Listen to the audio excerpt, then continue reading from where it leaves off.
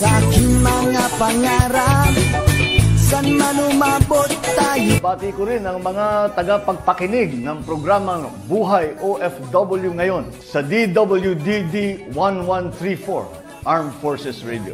Mabuhay kayo mga OFW, mga bayani ng Pilipinas. Okay, magandang buhay Luzon, Visayas, Mindanao.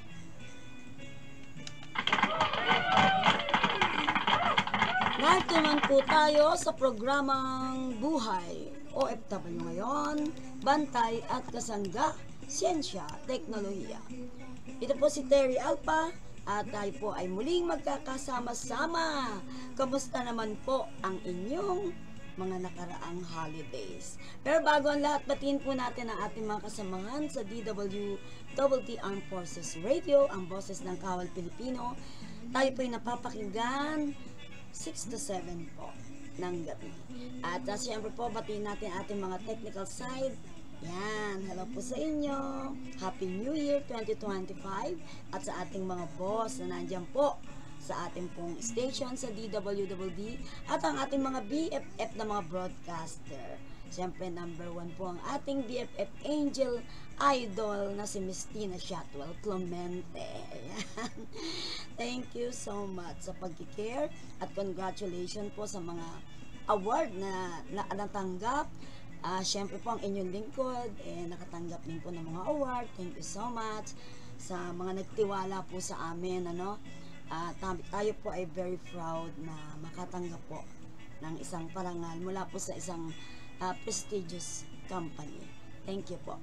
And of course, ang ating po mga OFW, ang ating pong partner, si Founder Albert Gonzon is very busy serving OFW around the world. Kahit po yan, nandyan lang, tahimik, pero marami po yung tinutulungan ng walang kapalit. Yan po ang ating founder. Sa mga susunod pong programa, maririnig nyo na po siya. Okay, at syempre, ayan, dumaan po ang Pasko, ang New Year, ang saya, di ba? Walang mga anumang pangyayari na ano. Pero, syempre, ang ating pong balita sa araw na ito ay siyensya, teknolohiya, kung saan po ay bago po nagtapos ang taon, ay marami pong naging kaganapan ng ating pong Department of Science and Technology. Isa na po yan yung 2024 Regional Science, Technology and Innovation Week na ginanap po sa Central Luzon.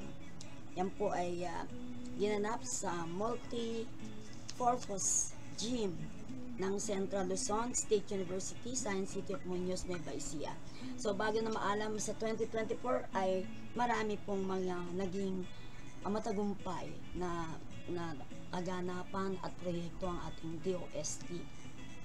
So, ito pong naganap na Regional Science, Technology and Innovation Week. Ito po yung siyensya, teknolohiya at inobasyon, kabalikat sa matatag, maginawa at panatag na kinabukasan. Yan, dito po ay nakita natin yung mga research, mga proyekto nila ron, mga project, successful project visit na sinuportahan po ng DOST, at marami pong mga business ang umunlad, naging matagumpay dahil po sa suporta po ng DOST. So sabi nga po, providing solutions and opening opportunities in the green economy. Yan po yung pinaka-team slogan po, ano. At sa naging kaganapan sa opening ceremony pa lang po, marami na pong tayong natutunan nung araw na yon. Kasi po naghandog po ng marami pong naghandog ng mga awitin, mahusay na mga sayaw, at syempre ang ating butihing Undersecretary ng DOST, Regional Operation ng DOST, si Engineer Sancho A. Maborang. Siya po yung napakaganda po ng mensahe sa ating mga kababayan. Ayan. Nagkaroon din po ng mensahe ang ating pong DOST Secretary Solidong. Ayan. Bagamat hindi po siya physically present, ay meron naman po siyang mensahe para sa lahat. Nung araw na yun ay Nakita natin ang Muñoz Nueva Ecija. Sabi nga, ito yung science place, ng ating bansa. Yan pong Muñoz, Science City of Muñoz Nueva Ecija. Kaya nandyan po ang ating mga rice mill, mga naggagandahang bigas, yung mga palay. Diyan po nagbisita po tayo dyan sa isang rice mill. Nakita po natin yung bilis ng production ng rice, magandang quality ng rice. Yan po. At pasalamat po tayo kay Director po, Director JC Sikat. Ayan, siya po yung pinaka-in-charge po dyan, si Director JC Sikat, ang napaka-masayahing director. Masyado po siyang masayahing joker po talaga. Siya po ang regional director po ng DOST Region 3. Yan, DOST 3. So, yung time na yun, enjoy po talaga yung group of media. Kasi po, yung time na rin po yun ay nagkaroon po ng lunch with the press, kung saan po ay nagkaroon kami ng mga katanungan po sa mga guests. Ang pinakamaganda po doon, yung aking naging katanungan kay Engineer Bobby, Engineer Bobby po ang kanyang pangalan, yung full name po niya. Magiging guest po natin siya kasi maganda po yung kanyang mga naging sagot sa aking tanong, kasi marami pong mga tanong talaga doon kung saan po ay tungkol po lagi sa agriculture.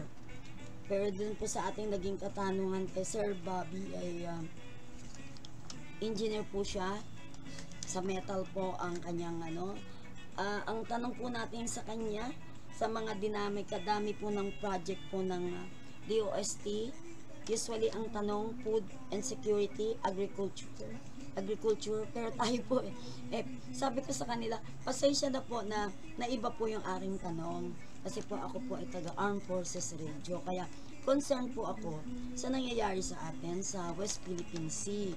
So ano po ba yung mga ginagawa ng ating DOST, o may mga research na po ba o project na makakatulong po sa ating sandatahang lakas ng Pilipinas para maipagtanggol naman po yung ating karagatan sa nananakop po na bansang China. Yun po yung naging tanong natin. Siyempre, kailangan natin, yun po para sa iba yung tanong ko masasabi natin na talagang isa po ito sa dapat fokusan. Masasabing isa ito sa pambansang problema. Masasabi naman natin na re-resolve naman po ng Pilipinas pagdating sa Yun nga po, ang sagot po ni Engineer Bobby,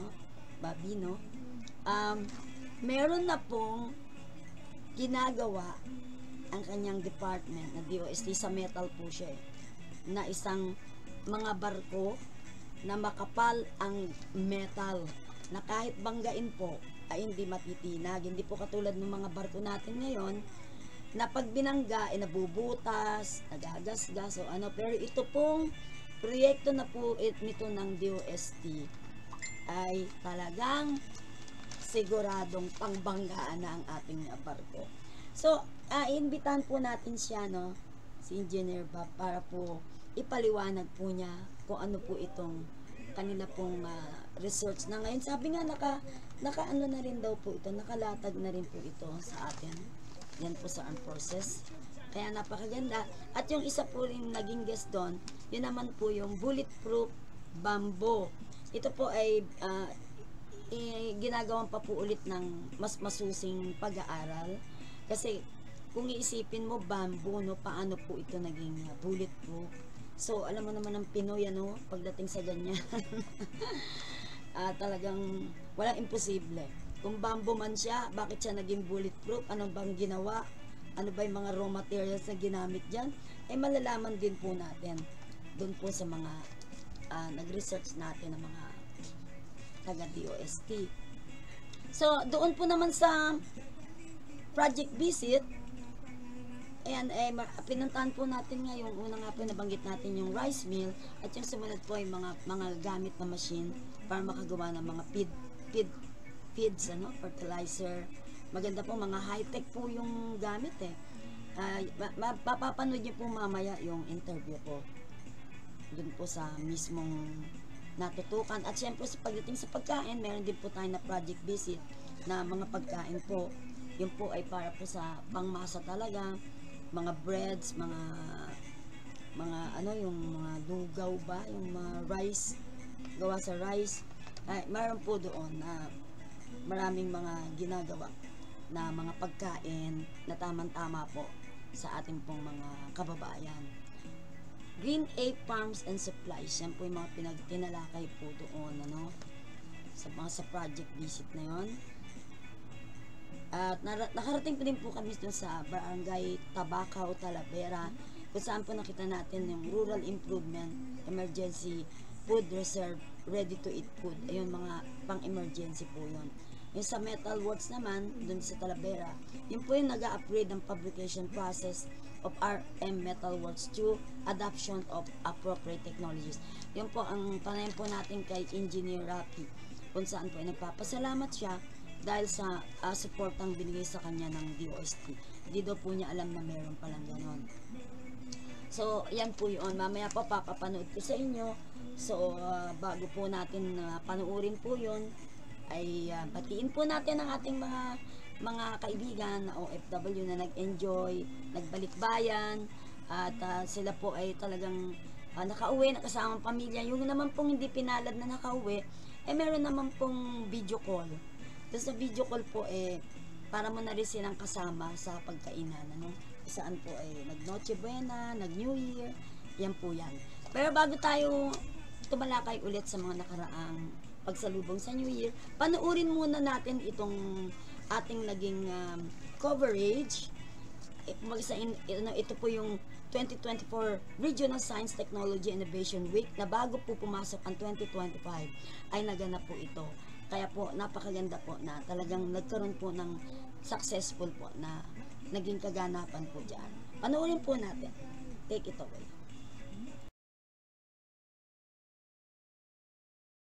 Magandang buhay po sa ating lahat. At dito pa rin po tayo dito po sa Regional Science and Technology Week. Kasama po natin, Sir, introduce yourself po. I'm DOST Regional Director JC Sikat po ng DOST Central Luzon. Yeah. Tayo po ay nandito ngayon sa Central Luzon State University sa pagdiriwang ng Regional Science Technology and Innovation Week. Bakit? Upang ipalaganap po natin ang apresyasyon at pagpapahalaga sa siyensya, teknolohiya at inobasyon bilang kagamitan tungo sa pag-unlad, hindi lamang na ating mga sarili, kundi maging ng ating komunidad at ang ating bayan. Yes, sir. Ang ito pong mensahe sa ating pong magigiting na sundalo. Ating mga sundalo, kami po ay nandito po sa aming mga puso ang aming pagsaludo at pag-appreciate sa inyong mga ginagawa upang pangalagaan ng ating bansa. Mabuhay po kayo.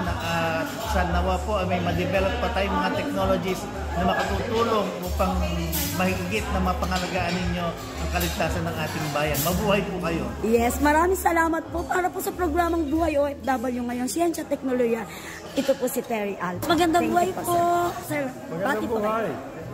At muli, binabati po kayo sa inyong pagdalo dito sa Regional Science, Technology and Innovation Week ng Region 3. Salamat sa inyong walang sawang suporta sa ating mga proyekto at programa. Makakaasa po kayo ng Department of Science and Technology ay laging nandarihan o panggabayan at solusyonan ang mga problema ng ating bansa at ng ating mamamayan Pilipino. Muli po, maraming salamat sa inyo. Thank you po. Message na lang po. Pakilala po kayo po yung mga sa Armed Forces Radio may po. promote po kayo. Sir, ano po pangalan niyo? Engineer Rafi po. Ano po pangalan ng inyong company? Kami po, ang company po namin ay RM Metal Works. Yeah, hingan ko na lang po kayo ng mensahe. Ano po ba yung mga naitulong sa inyo ng DOST? Dalawa po. Una po yung pagkaka-avail po natin ng CNC machine, which is malaking tulong po sa amin dahil kami po kahit nagpa-fabricate na kami ng machine, kailangan pa rin namin ng mas high-tech pa na makinarya para po makagawa pa ng mas marami pang makinarya na makakatulong po sa mga Pilipino. Okay. Kailan po nagsimula itong inyong business? Nag-start po kami 2018. Okay. That time po ba ay may suporta na ang DOST? Kailan lang po ba? Ngayong 2024 po. So anong kaibahan po ng pagkasuporta sa inyo? Ano po yung mga naging success? Ang una po naming na-experience, yun po, na-open kami sa mas marami pang opportunity na mayroon palang tulong ang gobyerno para sa amin na akala namin nagninegosyo lang kami para sa sarili namin. So nabigyan kami, namulat yung mata namin na may mga tulong po, especially ang DOST, na mabigyan pa kami ng mas malaking opportunity na kami din makapagbigay din ng ibang opportunity sa tao. Okay, kung nanonood po si Secretary Renato Soledon, DOST, si ating pong boss Sancho Maborang and Sir JC Cat, ano po ang mensahe nyo para sa kanila? Maraming salamat po sa mga boss po natin na yan sa DOST. Sana po marami pa po kayo matulungan na kagaya namin na nagsisimula sa negosyo na nangangarap na sana mapaunlad namin yung aming hanap buhay. Thank you po. Yes, maraming salamat po. Sir, mabuhay po kayo.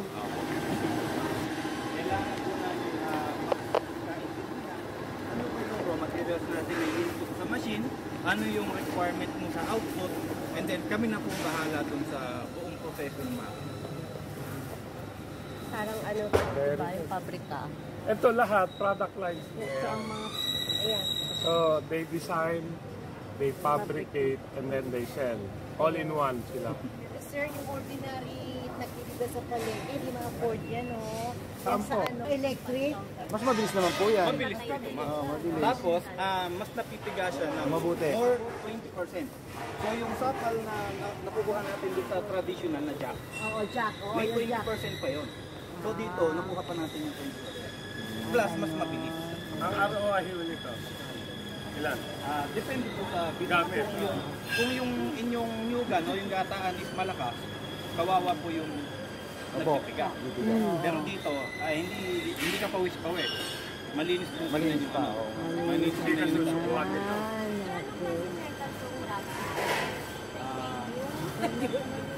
Medical. Sana, Meron sir. pong BI, may GI. Hindi niya pwede may mga masample eh, may electric yun eh. Good grade. Depende po sa requirement. Nagkatulad yan. Oo. Siya pa rin yung ano. Opo, kung ano po ang requirement. Siya halimbawa yung ano, yung plastic na waste na shredder. Magawa ko. Meron din po tayo ng plastic shredder. Kaya lang sa ngayon po, wala po kami problema. Pero available din po sa amin yun, pagka-in-order. Kasi sa halimbawa sa mga barangay para sa solid waste management nila. Yes, sir. Pag halimbawa Kasi kung gigilingin lang natin, tapos anong gagawin natin Yes, sa kanya? tama. So, yun, ginagawa po nila. Minsan hollow block. Secretary dito, Regional Science and Technology, here in Central Luzon.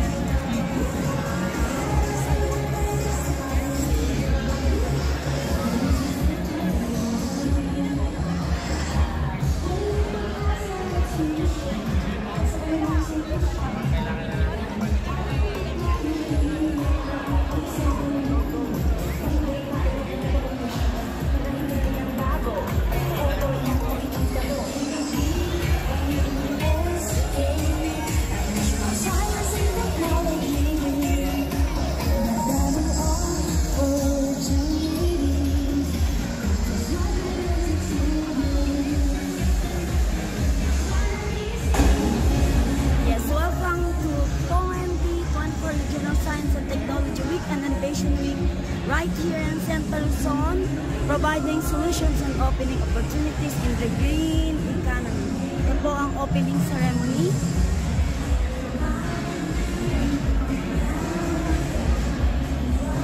Yan po ang ating mga bossing.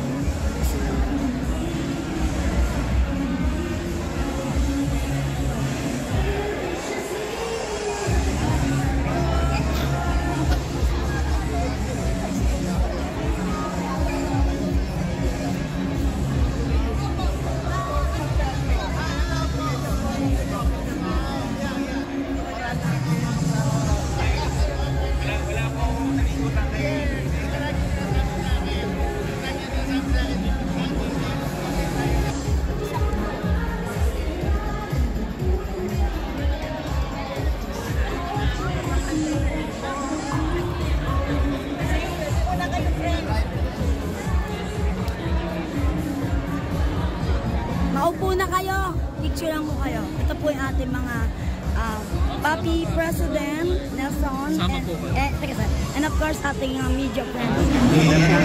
Deputy Executive Director Dr. Adrian Putoli ng MIRC. Ayun pa.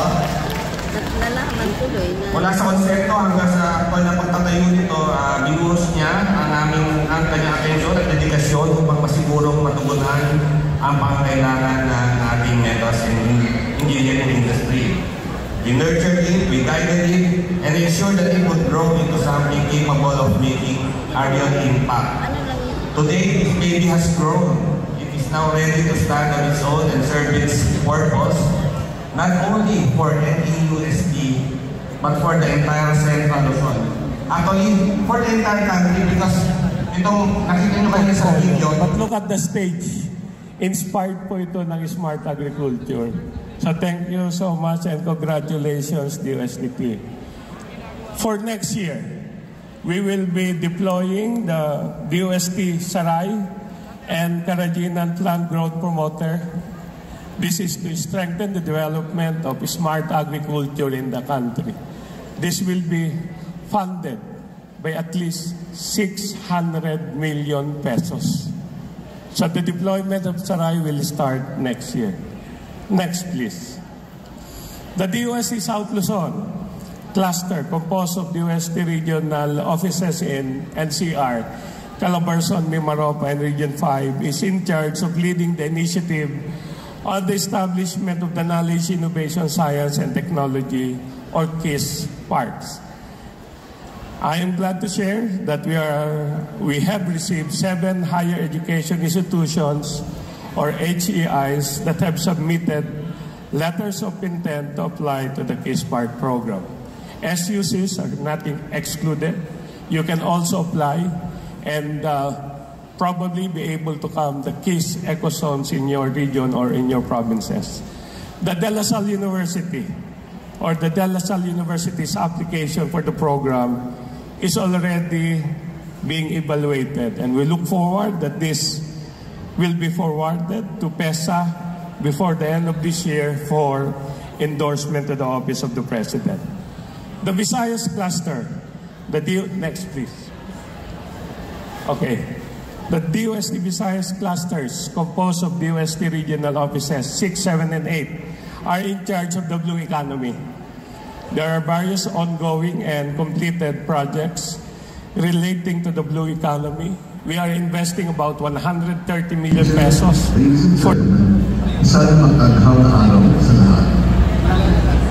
Aligned with the socio-economic agenda of the President and the priorities of his administration, DOST is continuously working to advance science, technology, and innovation through our various programs and initiatives.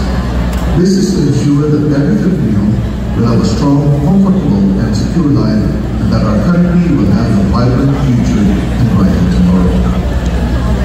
One area that DOST is particularly focused on is this year's series of RSTW celebrations in the Green Economy.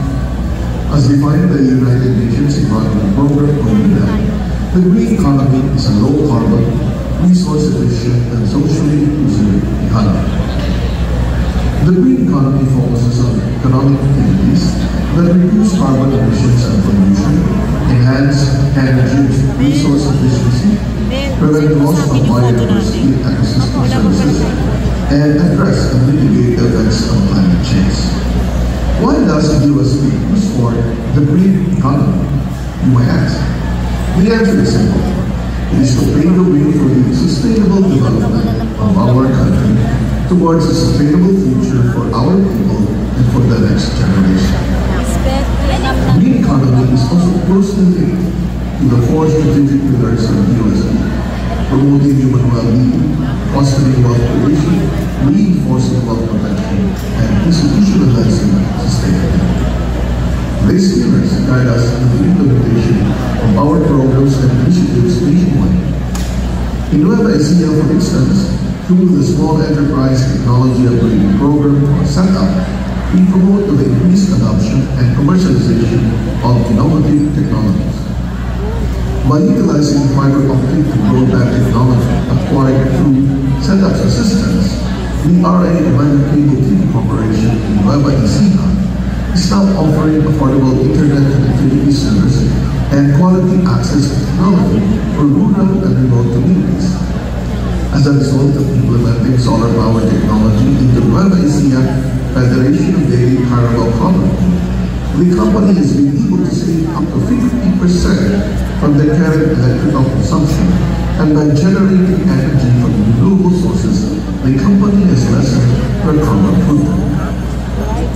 The automated poultry technologies adopted by Green Egg Farms and Supplies leads to a more sustainable and environment-friendly approach to poultry farming, promoting a greener economy, transitioning to the Industry 4.0 framework, and reducing as well the carbon footprint of an industry crucial for food security. Larissa Gonzalez from SNS News, ma'am. Good morning po. Sir, tema natin providing solutions and opening opportunities in the big economy. So, you said kay Director, may kinalaman po ba ito sa laki ng population dito? Kasi pumupag yung lupa natin na dapat natin nagtataliman or kukunan ng soil, diba po? Meron na po ba tayo? Well, yung ano naman, when we look at when we say the green economy and the green revolution, it doesn't only pertains to PDPs and STI interventions in Region 3. Well, in fact, the entire country, if you look at many of our interventions, this would be into the areas of agriculture. Pero ang gusto natin ma-achieve dito is not only the conventional and traditional agriculture, but to be able to utilize the R&D outputs, SUCs, our scientists and researchers to help the agri-sector. Kaya nga, ang aming ina-advocate dito and the things that we would like to be used and promote would be on smart agriculture. Now, ang smart agriculture kasi nakakabit yan sa food security. So we're looking at the basic commodities that would highly affect inflation. Ang sinasabi nga ni Secretary, unahin yung mga commodities that would affect inflation. Yung mga bigas,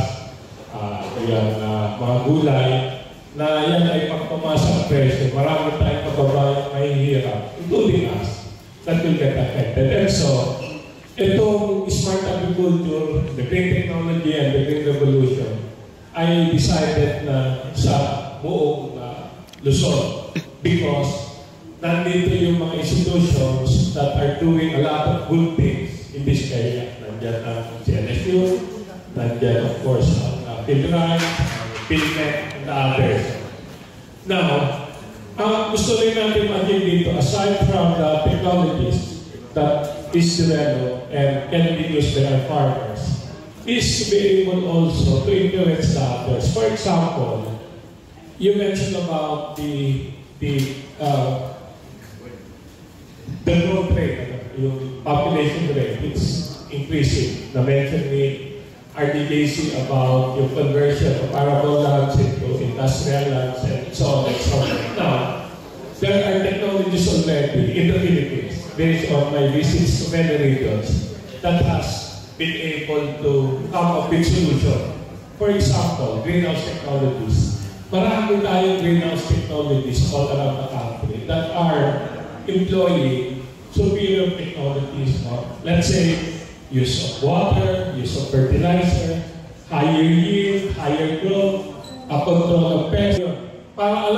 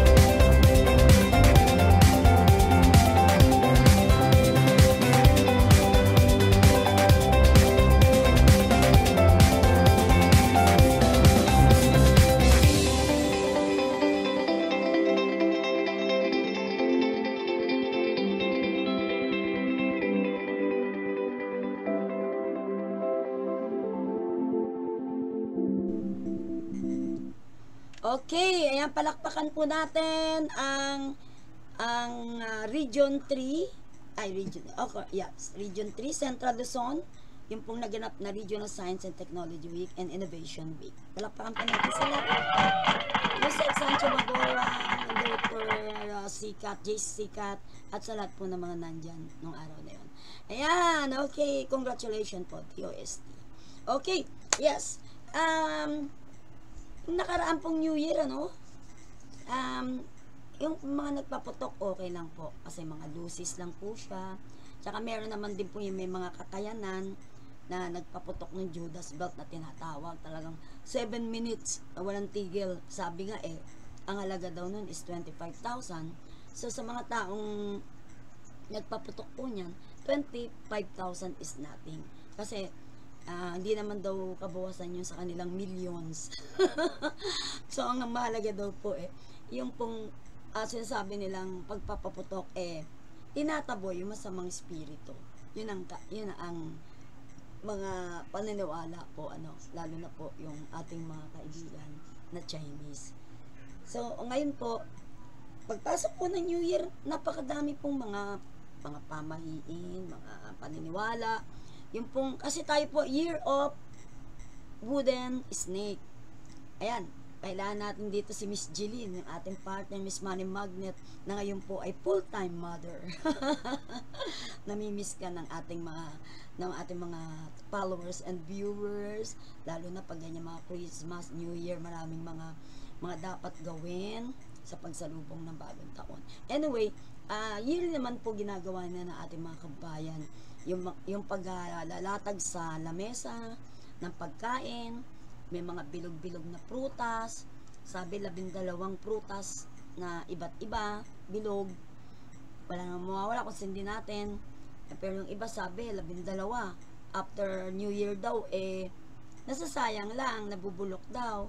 So gawin yung shake para hindi masayang, mahal-mahal natin binili mga prutas, tapos ganun lang. So ang natin dyan ay okay lang na gawin yun, wala mawawala kung tayo po ay gawin yun sa ating pagkainan. May itlog, may bigas, may gold coin. Yung iba naman po ay sasaboy ng barya, papasok sa bahay para daw yung grasya pumasok. Diba? Pero ang pinakamahalaga po dyan yung pagdiriwang ng pag-aalala ng kapanganakan ng may likha sa atin. Ayan. Tsaka ang pagpapaalam natin sa year 2024 at pagsalubong sa 2025. Sabi nga, lahat ng mga hindi magandang pangyayari ay isama na natin sa pagpapaalam sa 2024. At yun nga po, wish lang po na sana ang New Year 2025 ay mabawasan naman po ang kalamidad. Maawa naman po tayo, yung bansa natin, hindi na po tayo tinigilan ng bagyo. Yun po yung ating wish na sana naman po magbalik na po sa dati yung ating climate, maraming pagbabago, yung mga dating hindi binabaha nagbabaha po ngayon, di ba? Climate change, kagagawan din po yan ng tao, kasi po masyado pong talagang hindi na po nire-respeto ang ating pong kapaligiran, ating kabundukan. Sobra na po, kinalbo na, kaya ayun, pag may bagyo wala na pong sumasangla.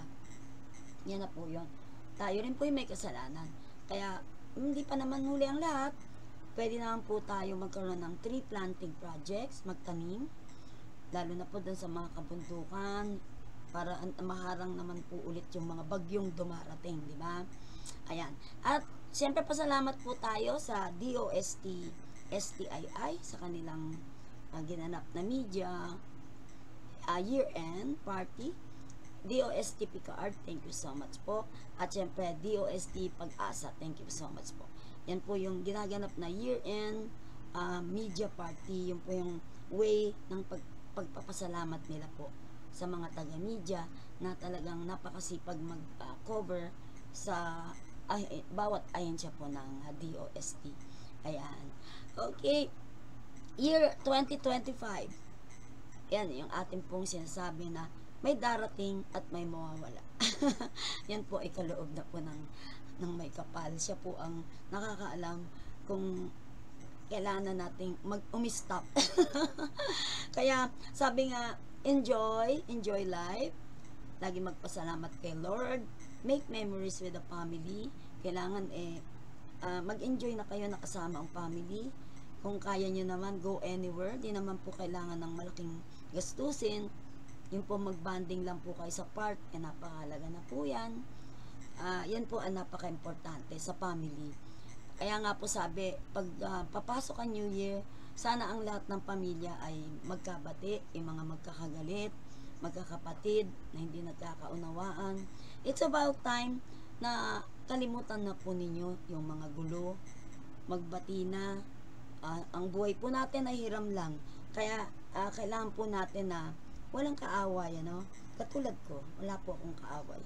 Mapakapit-bahay, kasamaan sa media, kamag-anak, kung ano pa man. Wala po akong kaaway. Very cool po tayo, no? Ba't naman tayo makipag-away? Sarap ng buhay, tapos mag-iisip ka ng kaaway o gagawa ka ng kaaway. Ayan po. Yan lang po ang sekreto po ng buhay. Tapos, enjoy life. Magsayaw kayo, kumanta kayo.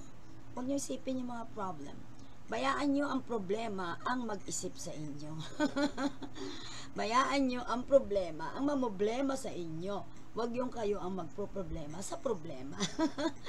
Ganyan lang po yan. Kung meron po kayong hinaharap na problema, pagdasal lang po. Makakaraos po yan. Wala pong binigay na pagsubok ang ating may lika na hindi po natin kinaya. Meron po siyang purpose po sa bawat binibigay na problema po sa atin. Kaya po natin yung lahat. Ayan. Kaya yan po yung bili natin, New Year 2025, magmahalan, magbigayan, huwag masyadong makasarili, dahil ang yaman na inyong iniipon ay hindi nyo po madadala yan saan man po kayo pumunta. Wala pong maiiwan, wala pong madadala pala. Yan po yung sinabi ng sino ba yung knights na yun na yaman-yaman niya nung mamatay, binuhat siya, nakabuka yung dalawang palad niya. Ibig sabihin, wala siyang nadala kahit anong gold na kanyang naipon, ano. Yan po yung mga sinasabi natin. Wag po panay iniisip is material things. Mag-isip din po tayo kung paano tayo makakatulong sa ating kapwa. Okay, at syempre po, batiin muna natin mga kasamahan sa media, ang National Media Association of the Philippines. Siyempre po ang ating pinaka-head, Miss Shane Pe. Congratulations sa sipag mo, ha. At siyempre batiin natin ang mga nagdiriwang na mga kaarawan. Happy birthday po sa inyo. More blessing and health. And of course, doon naman po sa mga lumisan sa mundo, rest in heaven po, condolence po. Sana po yung ating batchmate, condolence po kay Miss Virgie Romero. Rest in heaven. Okay, ayan na po. Pansamantala na po tayo magpapaalam at syempre muli po tayo magkakarinigan sa araw po ng Miyerkules. Ito po si Terry Alpa para po sa programang Buhay OFW ngayon, Bantay at Kasangga, Siyensya, Teknolohiya. Maraming salamat po.